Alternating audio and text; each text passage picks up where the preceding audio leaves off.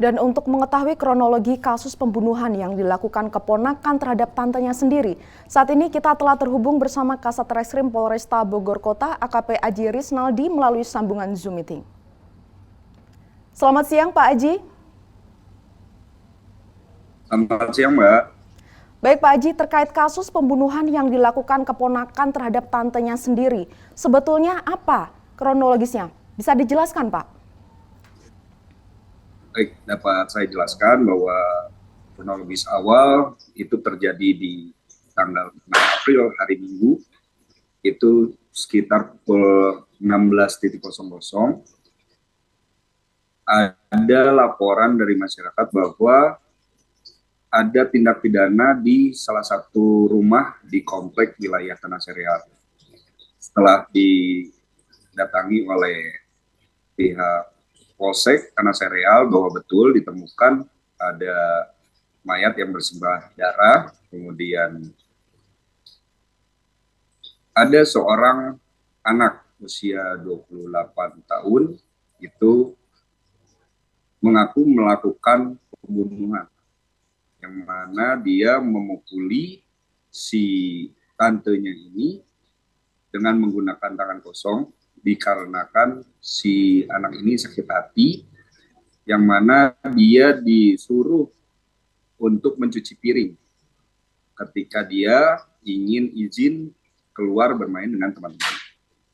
Jadi dari hasil pemeriksaan sementara kita bahwa memang ditemukan ada luka terbuka di bagian pelipis kiri kanan, kemudian memar-memar di bagian wajah. Demikian, Mbak. Dari informasi yang saya terima, bahkan tersangka melaporkan diri ke security usai membunuh tantenya. Apakah ini benar, Pak Aji? Betul, Mbak. Jadi memang yang bersangkutan ini setelah melakukan pembunuhan ini, tersangka ini melakukan chatting WA dengan teman-temannya, yang mana dengan kata-kata bahwa minta maaf karena tidak bisa ikutan karena saya telah membunuh tante saya ya. Kemudian memberitahukan kepada security, bahkan sampai menelpon ambulan. Gitu. Apa alasan yang mendasari tersangka begitu keji hingga tega membunuh tantenya sendiri, Pak? Jadi memang yang dilakukan tersangka ini memang akumulatif ya, Mbak, bahwa si saudara tersangka ini pada saat dirawat atau diasuh oleh tantenya ini sering dilarang-larang keluar rumah, kemudian bahkan dianggap gila karena yang bersangkutan ini rupanya pernah berobat di psikiater, seperti itu Mbak. Jadi merasa dia ini tidak gila, tapi dia dianggap gila oleh tantenya. Ya.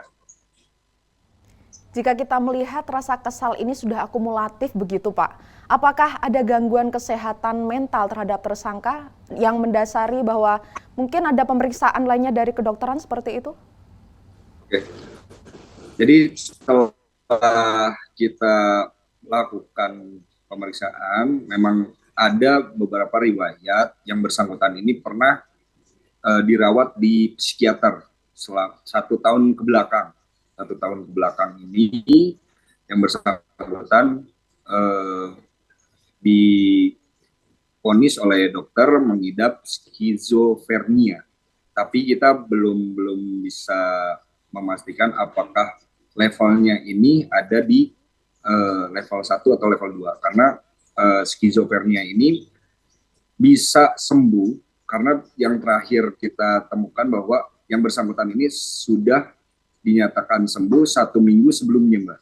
Jadi pengobatan atau obat-obatan sudah dihentikan selama 1 minggu. Demikian. Kemudian bagaimana tindakan hukum pidana yang diberikan kepada tersangka, Pak? Jadi kami tetap menerapkan pasal 338, Junto 351 ayat 3, yang mana ancaman hukuman 15 tahun penjara sampai hukuman seumur hidup atau mati.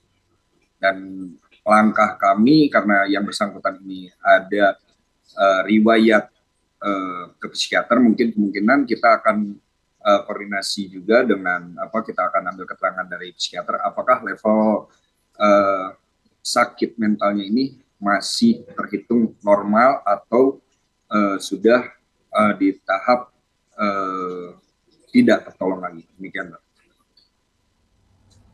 Baik, terima kasih Kasat Reskrim Polresta Bogor Kota AKP Aji Risnaldi telah bergabung bersama kami. Sehat selalu Pak dan salam presisi. Salam presisi, Mbak. Makasih.